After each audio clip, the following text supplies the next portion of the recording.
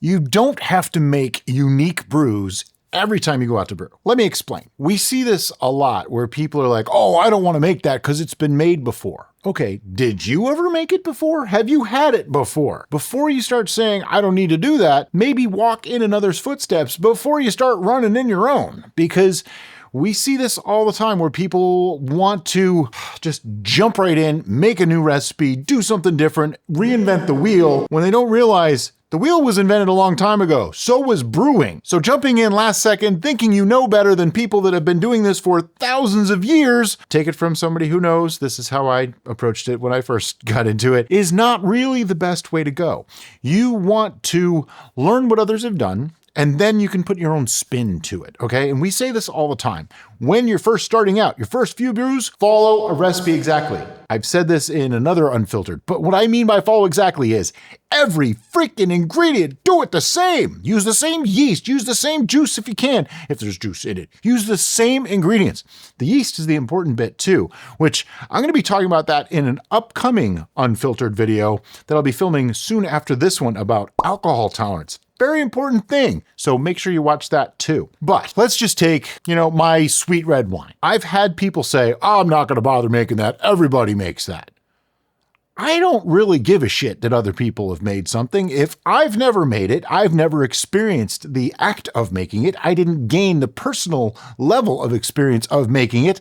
Therefore, why would I skip it? There's nothing to be gained by skipping it. You're not helping yourself. You're not helping anyone by skipping something just because someone else did it. It doesn't help you. You've never done it. It's kind of like, when they started rebranding reruns, it's new to you. Well, it is new to you. You've never made this thing. Make it. Test it out. Try it. There's so many little lessons to be learned in brewing that are tiny little steps that after you do this for a while, you kind of gloss over and you might even forget that you're doing it. It just becomes second nature. But when you've never done it before and you start inventing steps or deleting steps, that's when problems can happen because you don't understand why those steps are there. You don't see it as important and it's not a big deal. For instance, we used to have some cooking shows going on our channel and other places. And one of them, I made bread. And someone actually asked me, is it really important to let it sit for an hour? This was the fermentation of the bread, the rise of the bread. They actually asked, do you need to let it sit for an hour? I don't have that kind of time. And I said, well, if you don't, it's not going to rise. And they said, well, how can I make it go faster? This is an example of not understanding the process. So if you skip that, you mess up the whole thing. Perfect example. I have seen people that racked a brew after one day because they wanted to speed up the process. So they thought, instead of waiting 2 weeks, let me just rack it tomorrow. Well, obviously you messed up. I mean, that's going to ruin it. You're not likely to get much fermentation done in 24 hours with nearly any brew, except maybe kvass. That's about the only one. And I don't like kvass. People have asked why we don't make it. I don't like it. We've tried it a few times. It just wasn't my thing. I might try it again someday just cause. But back to unique brews. Just because others have come before you doesn't mean you don't have something to add as well. So let's say my sweet red wine. If you make my sweet red wine, you go, it's okay, but it's not my thing. There's things I would do differently. Okay, see, now you're getting somewhere. If you hadn't made the first thing, you wouldn't know how to add it or change it to make the better thing.